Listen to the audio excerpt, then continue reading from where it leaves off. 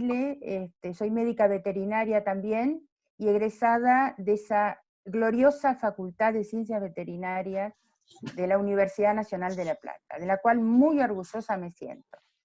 Entonces, bueno, la idea era transmitirle, ahí tienen alguien el micrófono abierto, chicos, apáguenlo, porque si no hay... La idea era transmitirles un poco la experiencia en estos temas, que es un tema bastante pesado, seguramente desconocido por muchos, y por muchos de ustedes, que es cierto, no tienen por qué conocer este tema. Se trata de todos los desechos o los residuos o los restos, como quieran llamarlo, de los frigoríficos del país. Estos frigoríficos, ustedes en pantalla verán el frigorífico de cualquiera del país, de cualquier especie animal, van a despojos, o sea, van a una fábrica, donde un 40% va a las fábricas para hacer harinas de carne y hueso, y el otro va el 60% a consumo. Bueno, esto va viendo acá que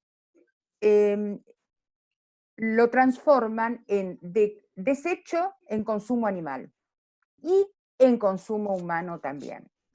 Exactamente en consumo humano, aunque le parezca mentira. Esto de definición de subproductos, todo, ustedes lo voy a pasar porque ustedes ya lo leyeron, no lo tienen que leer y listo. La historia es esto, que yo quiero que sepan el universo que hay de subproductos. Tenemos derivados de las empresas lácteas, la caseína, que se utiliza como pegamento, cenizas de hueso con los huesos de campo, los entretenimientos de mascotas. Estos entretenimientos de mascotas son los huesitos hechos con cuero, productos farmacéuticos, el sebo que se utiliza como biocombustible, la bilis que se utiliza para medicamentos, lanas, pelos, chinchillas, trofeos de caza, en fin, lo que se les ocurra. Y lo último que tenemos es harina de insectos, donde tenemos harina, hay alguien que está, Giselda, ¿puede ser? Sí. ¿Estás Sí. hablando? Apagá No. el volumen nada más, el micro, ahí está, gracias. Bueno, la cosa es que tenemos esta harina de insectos, chicos, que es algo muy novedoso, entre comillas, porque se utiliza la quieren poner, ahora en Brasil ya existe, para consumo humano. Yo, si hubiera sido una clase presencial, yo tengo un chocolate que me regaló un colega brasilero, con grillos disecados adentro. Son los chapulines, en México los comen como snack. Son los grillitos que están disecados y los ponen en el chocolate. Es una exquisitez, yo lo probé con mucho, pero bueno. Tengo también caramelos de hemoglobina, que se utiliza para dar hierro, suplemento de hierro, en fin, hay infinidad de cosas. Todo esto se está utilizando porque tiene un tenor de proteínas entre 60 y 70%. Es muchísimo, muchísimo. Bueno, siguiendo, quiero acortarlo, esto es lo que ya les dije. Vamos a ir a las harinas específicamente. Las harinas de carne y hueso, como insisto, de todas las especies animales, tenemos harina que se transforma. Por un lado sale la parte, voy a ir al otro, la parte líquida, que vendría a ser el sebo, y acá está. Y la sólida, que es el chicharrón que se va a transformar en harina. Y parémonos en este esquema. Rápidamente yo les quiero hacer el porqué de la importancia de estas harinas o de estos subproductos de origen animal. Han adquirido en los años 90, más o menos, 80, fines de los 80, principios de los 90, han adquirido cada vez más importancia. ¿Por qué? Por la encefalopatía espongiforme bovina. ¿Mm? Esta encefalopatía, ustedes saben que está producida por un prión, que es una proteína. Que eso lo vamos a ver, después se los voy a explicar rápidamente. Pero lo que yo quiero ahora que vean ustedes es, acá ustedes ven que dice tolva de recepción, sale de los frigoríficos, el camión vuelca en esa tolva los desechos de faena, ya sean huesos, grasa, o de ciclo 2 de despostaderos, pasan por una trituradora que tiene que tener una granulometría menor a 50 milímetros, o sea, el hueso. ¿Por qué? Y esto es una de las cuestiones que hago hincapié por la encefalopatía espongiforme bovina. Menor de 50 milímetros, ¿por qué? Porque el calor va a penetrar perfectamente en la profundidad del hueso. En caso contrario, que sea un hueso mucho más grande, no va a entrar en la profundidad. Después pasa por una tolva reguladora y ahí ingresa al proceso térmico. El proceso térmico, ustedes tienen en la APO donde dice melter y digestor, cuáles son las diferencias, eso no se los voy a decir porque ustedes ya lo han leído. Lo que sí me interesa más es esto. En el proceso térmico, acá tenemos tiempo y temperatura. O sea, es un tiempo de cocción, son como grandes, tienen fotos ahí, son como grandes cocinadores, digamos así, son melter en realidad, de continuos, donde se ingresa el material y tienen un tiempo, pongamos 40 minutos, entre 20 y 40 minutos de cocción a una temperatura entre 120 y 135, 140 grados. ¿Esto qué hace? Que las grasas se fundan y salga, por un lado, el chicharrón, que es la parte sólida, y por otro lado, el sebo. Ustedes lo están viendo aquí en la pantalla. Ustedes ven acá que dice presión. Esa presión se utiliza, tiempo, temperatura y presión, o temperatura, tiempo y presión, se utiliza para esterilizar la harina de carne y hueso de acuerdo a la OIE. Es un método que esto se supone que este tiempo, temperatura y presión rompería o destruiría las cadenas polipeptídicas del prión. Ya que sabemos que es una proteína, lo rompería estas cadenas polipeptídicas y haría que esta harina y este sebo sean inocuos, que no tengan priones, que no se transmitan. Bien, entonces, siguiendo rápidamente, yo quiero hacer, disculpen si voy rápido, después me hacen las preguntas, pero quiero que ustedes más o menos tengan un pantallazo general. Entonces, habíamos dicho que por un lado sale lo sólido, pasando por una prensa, que es el chicharrón, que pasa nuevamente por otra prensa y se espera el resto y va al proceso nuevamente. El chicharrón sale muy caliente, imagínense que está a 130, 140 grados, de 120 a 140 grados, imagínense que está calentito.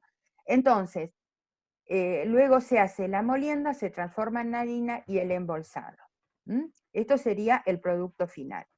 Ahora, el sebo, y acá viene lo que yo les decía, consumo humano, este sebo, la parte líquida, pasa por zarandas donde saca todo el resto de sólido que exista, se vuelve a centrifugar y este sebo queda clarificado. Quiere decir que no tiene que tener impurezas menor a 0,15%, como dice acá. Estas impurezas, chicos, son las proteínas el mínimo de proteínas que tiene que tener este sebo, para que no sea, para que sea inocuo, si queremos, entre comillas. Esto va a parar a silos de stock, donde son silos enormes, donde, de 30.000 litros, donde ahí queda estoqueado. ¿Qué hacemos con este sebo clarificado, sebo de primera? Luego se manda a una grasería, que es el otro paso, el otro tema que tenemos acá. Que no hay fotos, pero sí ustedes ven los 4 pasos que tienen, las graserías, donde se hace de algo que no es comestible, se transforma en algo, o sea, algo comestible para consumo animal, se transforma en comestible consumo humano. ¿Mm? En realidad es esta lo más importante que yo quería comentarles. Y acá tienen algunas fotos que vas a pasar rápidamente. Lo que yo les decía, se transforman en estos camiones, son los camiones que transportan la materia prima a las ceberías. Estas son las tolvas de recepción. Esto es en España, por ejemplo, donde ustedes ven que son 3 tolvas distintas que van cayendo las distintas especies. Acá transforman porcino, bovino y ave a la vez. Bueno, son tornillos estos, pero quiero pasar rapidito, ¿ven? Esta es la materia prima que sale de un frigorífico o un despostadero. Acá van subiendo el proceso, pero yo quiero llegar esto. Acá está. Lo que yo quiero que ustedes vean, esta es materia prima ya triturada. Esperen, que quiero ver esto, acá. Este es el melter continuo. Acá, este es el cocinador. ¿Mm?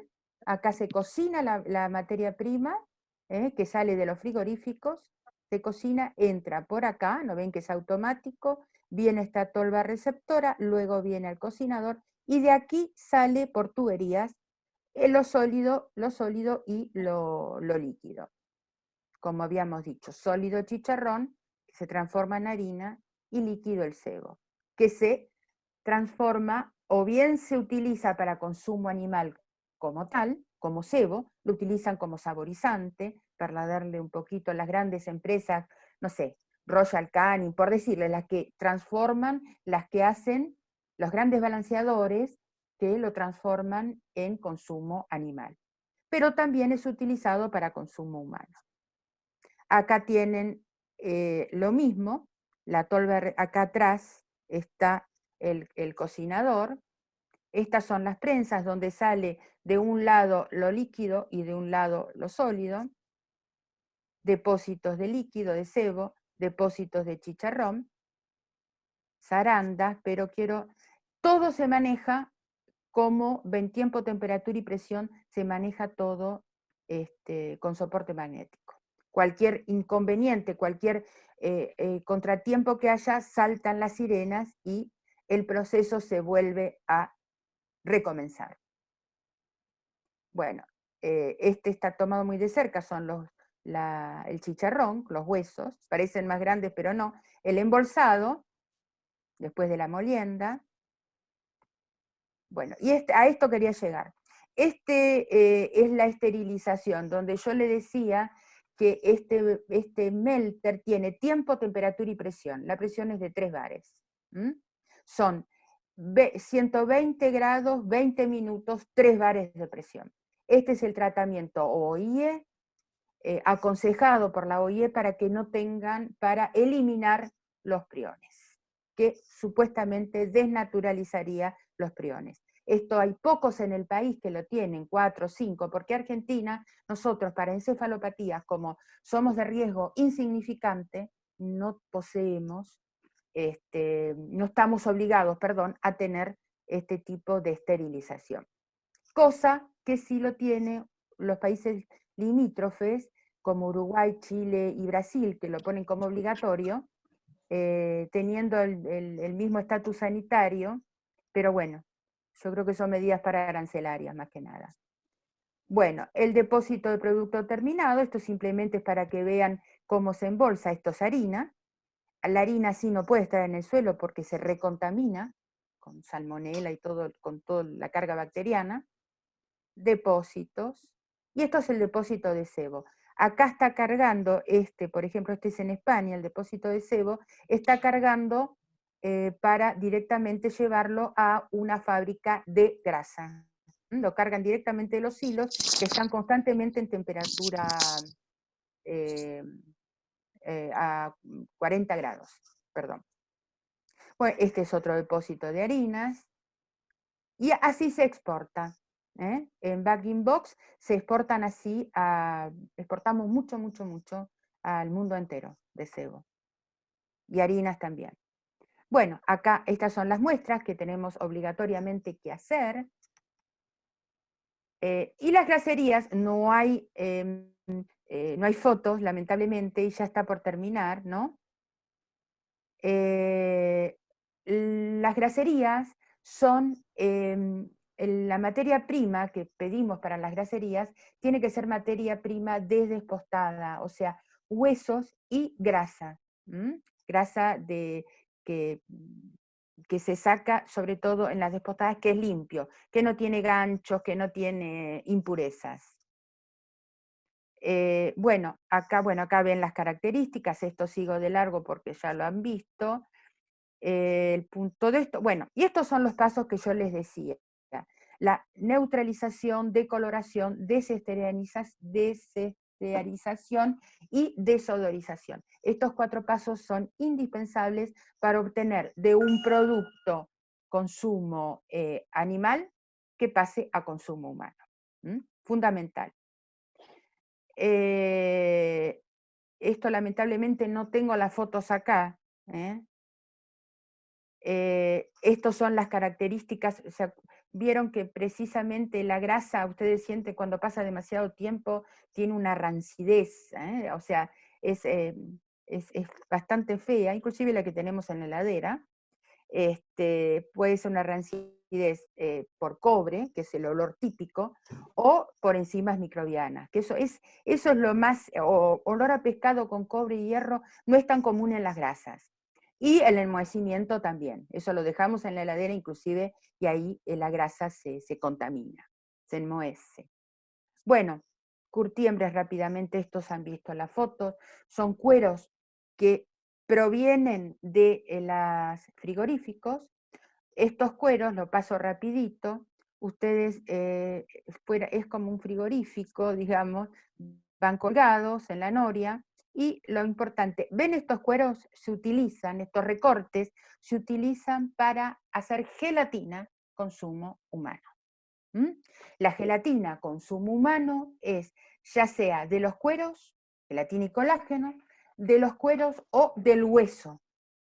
También viene para gelatina, que ustedes la ven por ejemplo, las gelatinas Royal, las barritas de cereal, lo que se les ocurra tiene gelatina. Y en Argentina tenemos una sola fábrica de gelatina en el país, que está en Santa Fe. Es la única que tenemos en el país, teníamos 2, y una cerró. Bueno, pero esto, ustedes dirán, ¿cómo es eso? Eso es otra historia, pero el proceso de gelatina lleva, este cuero, lleva un proceso de ácidos, de base, de calentamiento, en fin, una cosa que no estaría para esta clase, porque sería muchísimo más larga, pero simplemente que ustedes sepan que es materia prima. Bueno, acá van pasando a los fulones. Estos se llaman fulones, que son fulones de remojo y limpieza. La pelambre, ¿qué es? Que dilata los poros, los folículos pilosos, perdón, y se puede sacar, se salen los pelos directamente. Eso es la pelambre. Y esto hace que es remojo y limpieza. Acá no tiene nada. Dilatan los folículos pilosos para que se puedan, como depilar, digamos así. Bueno, acá ya está el cuero depilado, si quieren, mojado, lo pasan por grandes anillos, ¿cómo se dice? Bueno, no me sale la palabra ahora. Estos, no me acuerdo, no me sale el nombre. Son cuchillas también que pasan. Este cuero también sirve para gelatina, porque hasta acá no tiene ningún producto químico, y también lo utilizan para alimentos para mascotas, que lo utilizan como los huesitos, donde hacen snack para mascotas, infinidad de cosas que hacen con los cueros. Bueno, acá es esto, se divide la capa externa, interna, es el descarne, con estas grandes cuchillas que van a una revolución, más de 3.000 revoluciones por minuto, y estas cuchillas, este descarne que se utiliza también para el cuero, para hacer sacos de cuero, para la gente, por supuesto, ¿no? Bueno, acá está.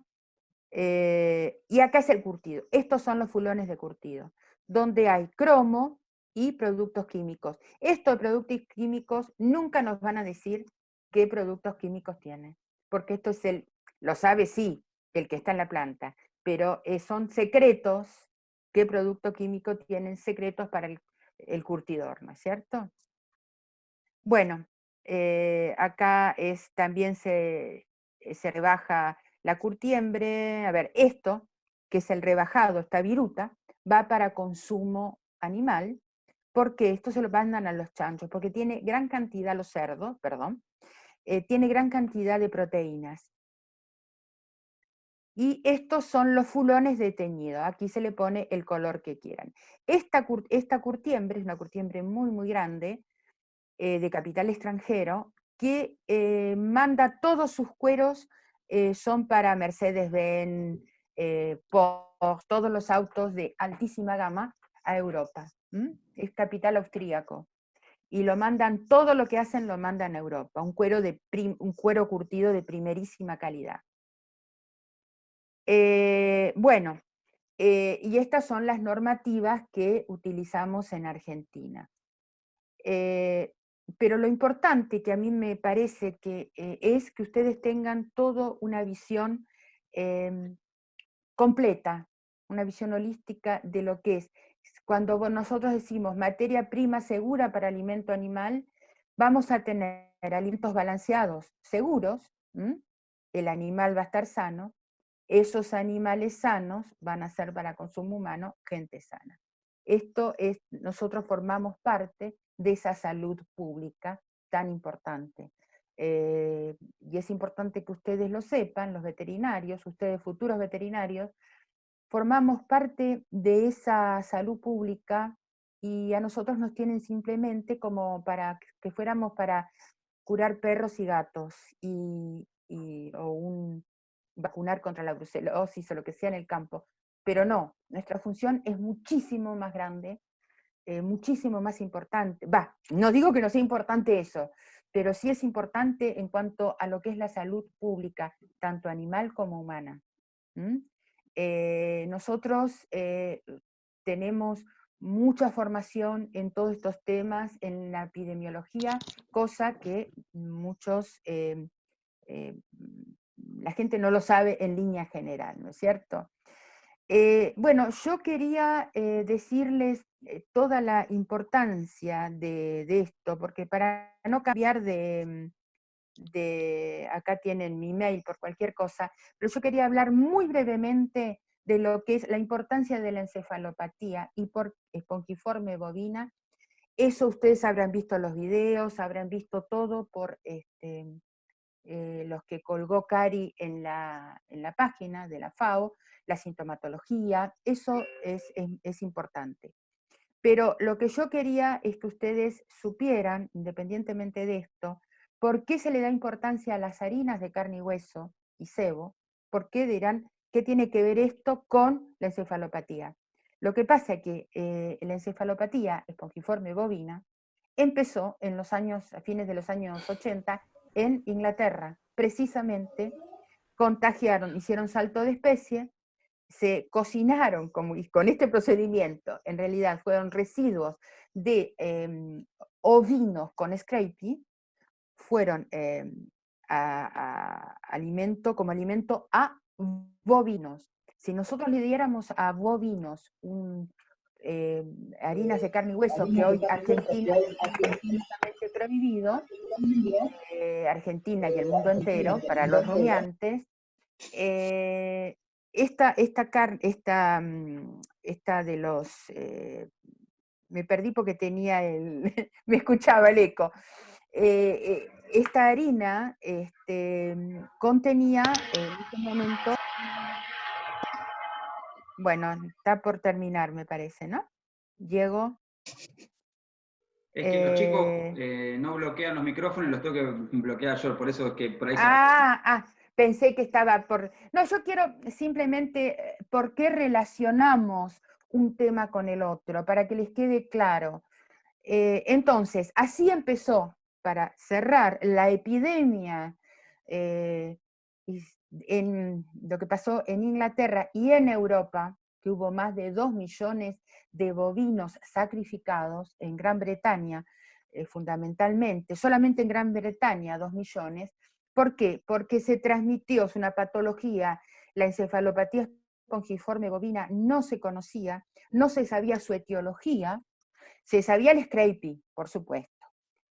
Para volver, el scrapie se le puso ovino en la harina de carne y hueso, esa harina de carne y hueso se le dio a rumiantes, los bovinos que crecen, engordan aproximadamente 1 kilo por día, dándole harina de carne y hueso con alto tenor proteico, entre 40 y 60% de proteínas, los animales engordan mucho. Conclusión, eso se utilizó inescrupulosamente, digamos, en Inglaterra, y produjo todo esta debacle de lo que es las encefalopatías espongiformes bovinas. ¿Y qué pasó? Mucha gente... Ángela, disculpame un segundo. Sí. Si querés pasar lo de la presentación de BCE, podés hacerlo porque tenemos más tiempo, Bueno, yo lo quería... Ahora tengo que sacar esto. Esperá cómo lo saco. Esperá que lo chico. Pues yo quería ir... a ver, espera un cachín. No, me aparece de nuevo para que me quiero ir de acá. No se cortó, evidentemente. Siempre la primera vez te dan más tiempo.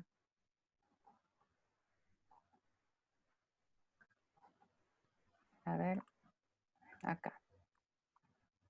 Y ahora acá tendría que ser presentación PowerPoint. Espérate.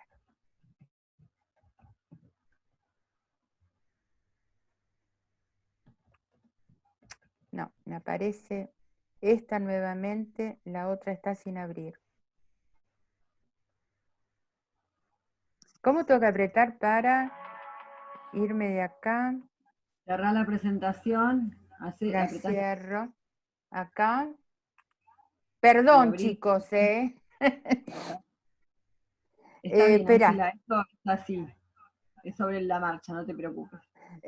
Me da vergüenza, pero bueno, no estoy No, acostumbrada. tranquila. Hacemos muchas reuniones. Yo no le dije a los chicos que yo trabajo en Senasa.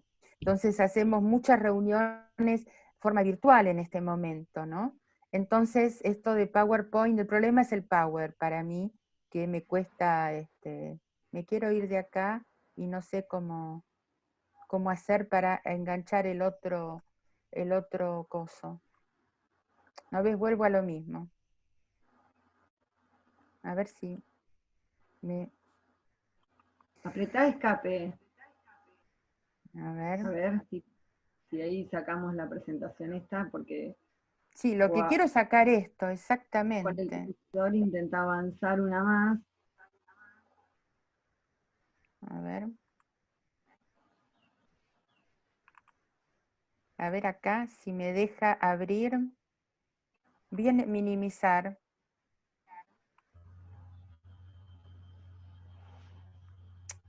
Ahí está, a ver.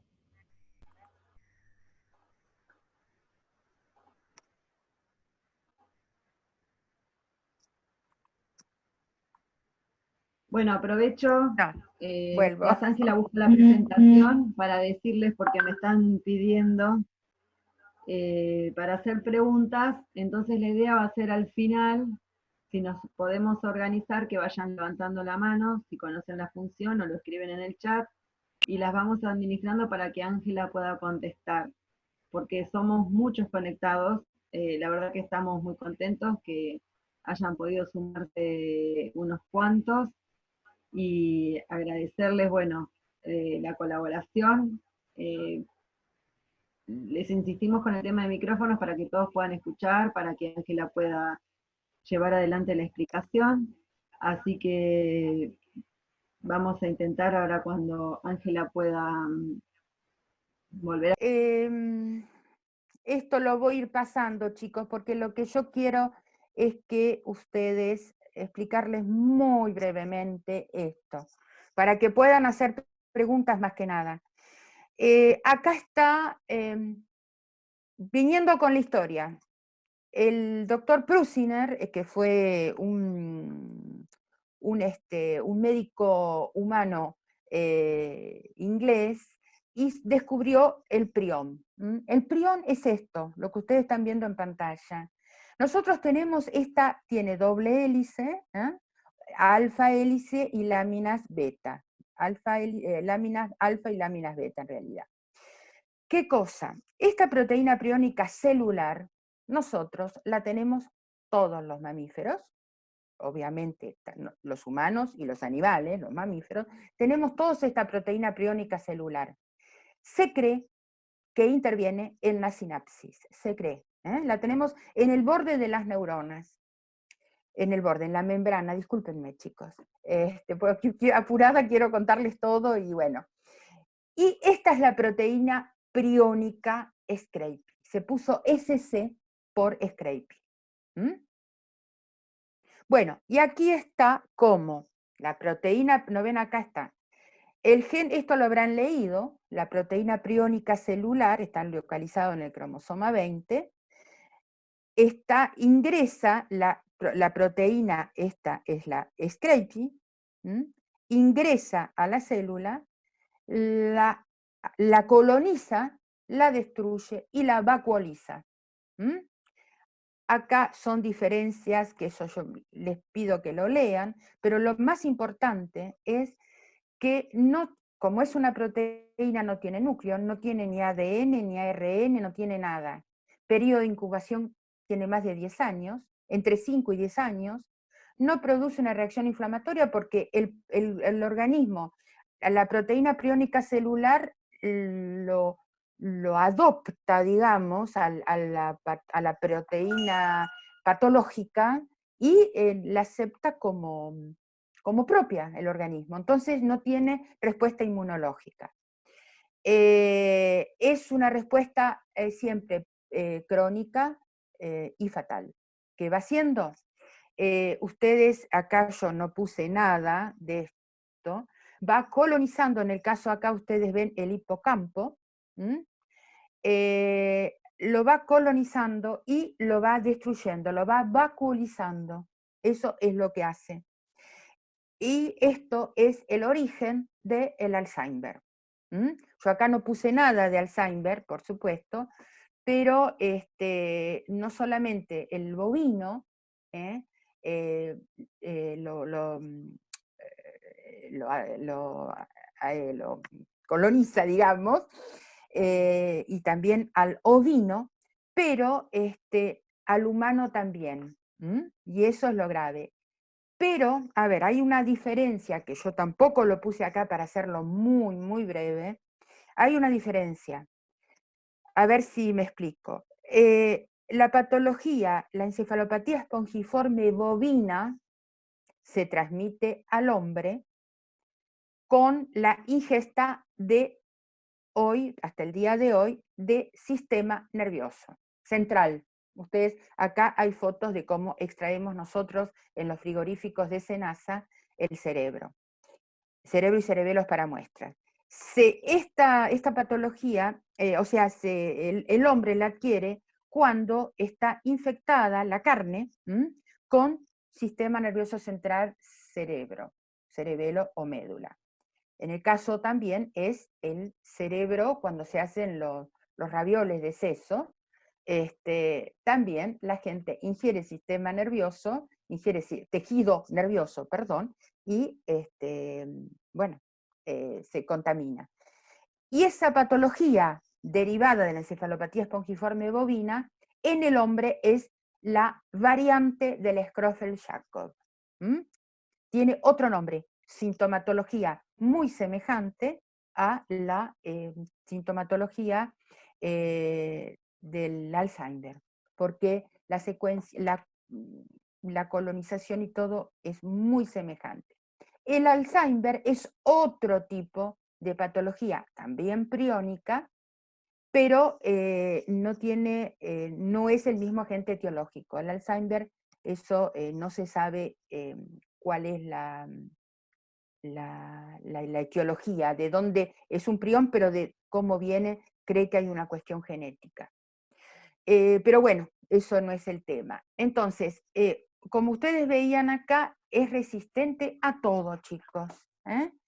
El calor tiene que ser a 360 grados, una hora, fíjense cómo está acá, también resiste. Por eso tiene que ser más de 600 grados. Creo que lo dice en la próxima. No, no está. Bueno, tiene que ser más de 600 grados la temperatura que tiene que tener para destruir, 24 horas, para destruir el prión. Y si no, estas son lo único que puede destruir el prión.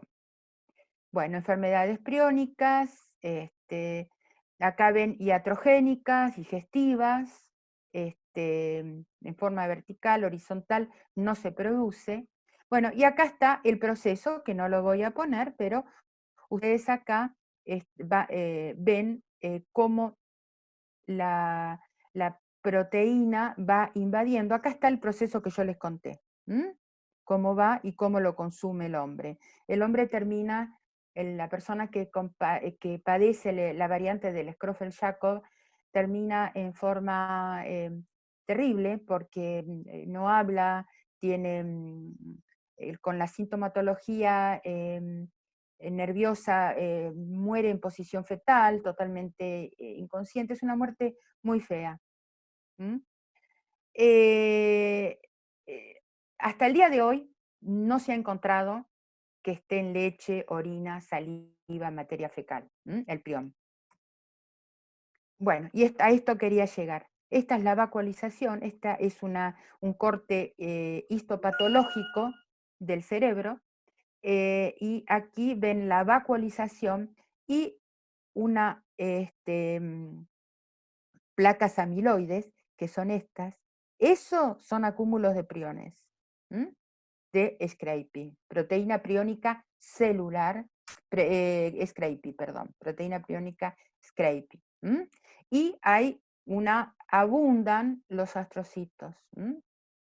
Fíjense, una astrogliosis. Bueno, acá les puse las patologías, las que en el humano y porque hay un montón, ahí esto es para hablar largo y tendido.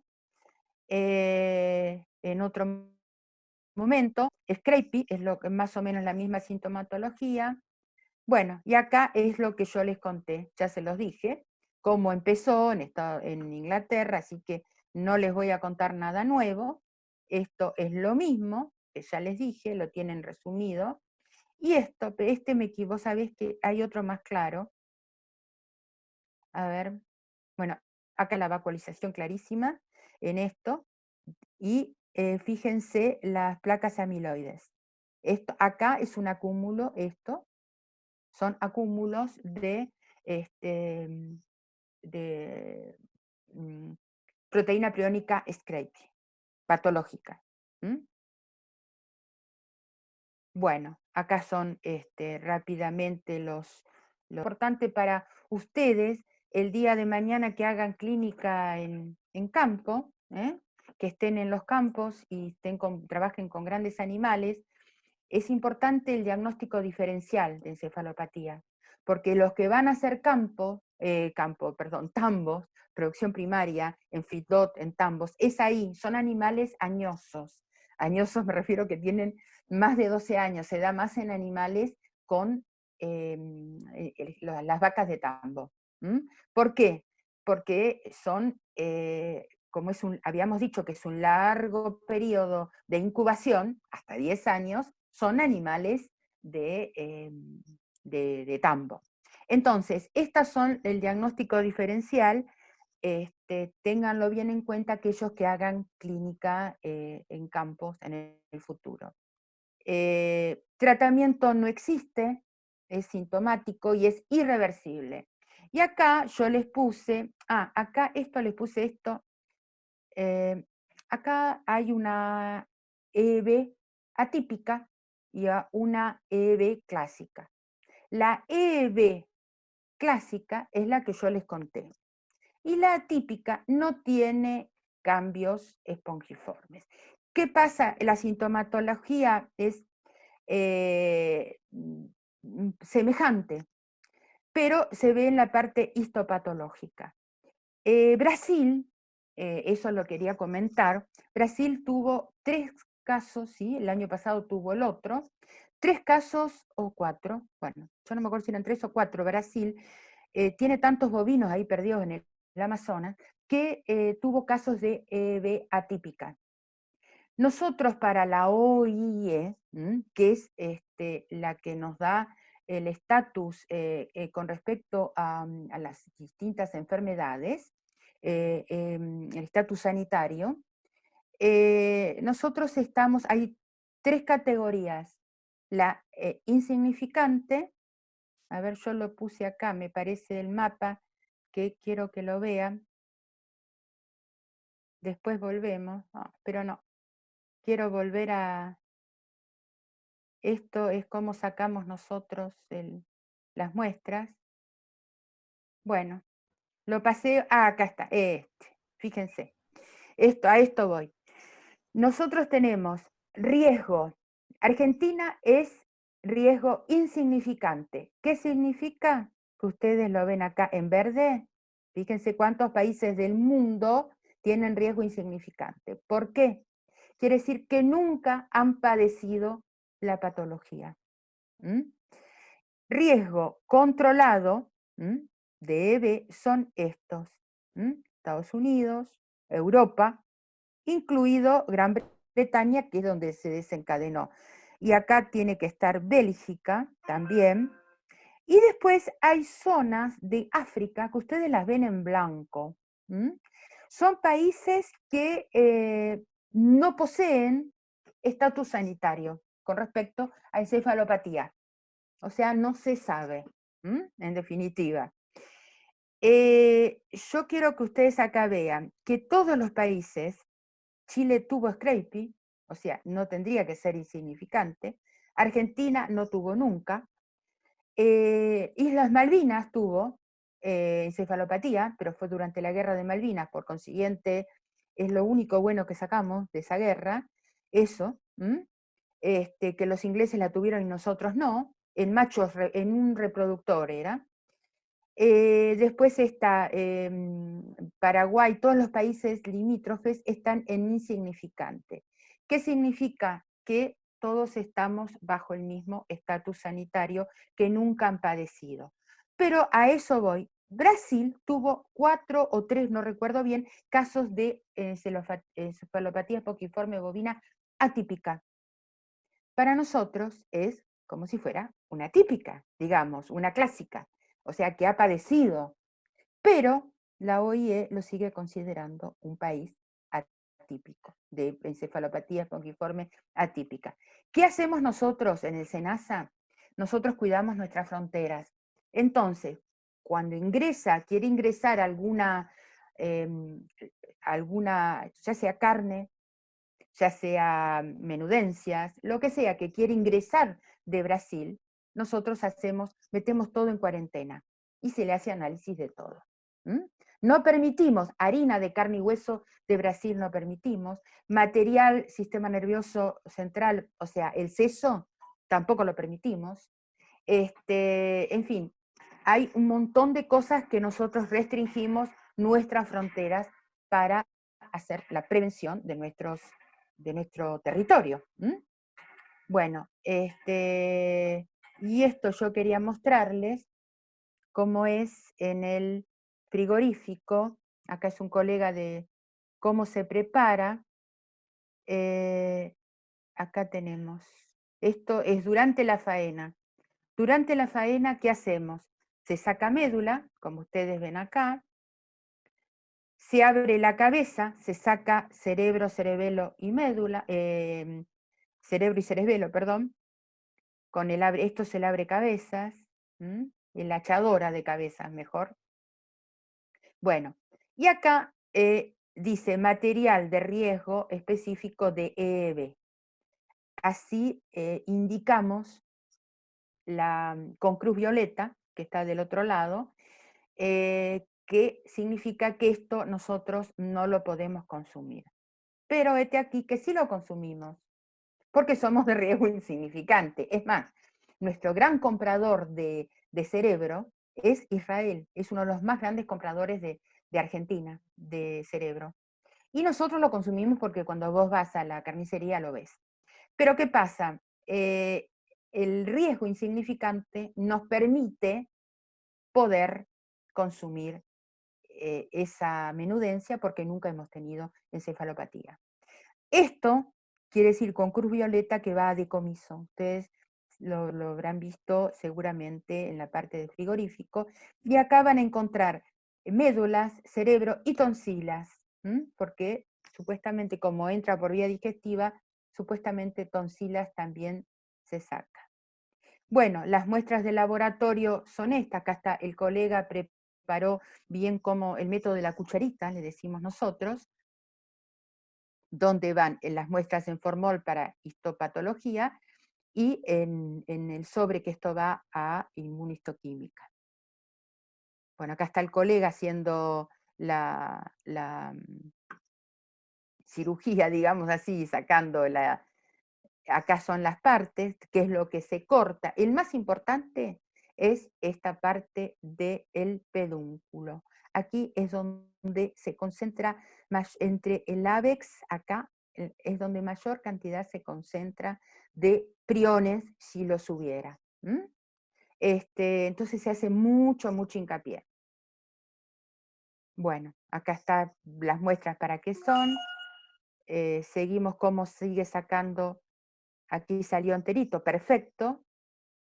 Entonces, esto habíamos dicho que es con formol, para histopatología, perdón, e inmunistoquímica. Acá, bueno, esto tienen todo. Ahora, hay una cosa que yo quiero que ustedes sepan que es muy importante, que no se le saca a todos los animales. Y acá lo tienen. La de riesgo se pone con síntomas compatibles con EB, como yo había hecho, les había puesto el diagnóstico diferencial con rabia. Nosotros vemos desde los corrales al animal. Los caídos van a sacrificio de emergencia, los muertos y los reproductores importados. Estos reproductores sí o sí son los que llegan a morir, bueno, obviamente sí o sí van a histopatología. Son de altísimo riesgo. Por eso cuando entran reproductores a Argentina, se le hace cuarentena y un montón de cuestiones más que lo hace Sanidad Animal del SENASA. Estas son las planillas con que va acompañada la muestra, bueno, esto ya lo vimos, y tenemos normativas específicas. Pero lo importante que me interesa que les quede a ustedes es la importancia de la encefalopatía espongiforme bovina, que ustedes como futuros médicos veterinarios, sepan realmente hacer un diagnóstico y que realmente vean la gran importancia que tiene esta patología, mucho más que lactosa. Esta, tengan en cuenta, es una zoonosis, lactosa no. Entonces, chicos, yo les pido que tengan, o sea, que se interesen por el tema, yo soy fanática del mismo, pero bueno, yo creo que aquí más o menos, si quieren hacer preguntas, aquí estoy, no sé, para lo que quieran. Me quedaron muchísimas cosas más, pero bueno, capaz que se les ocurra a ustedes preguntarlas. A vuestra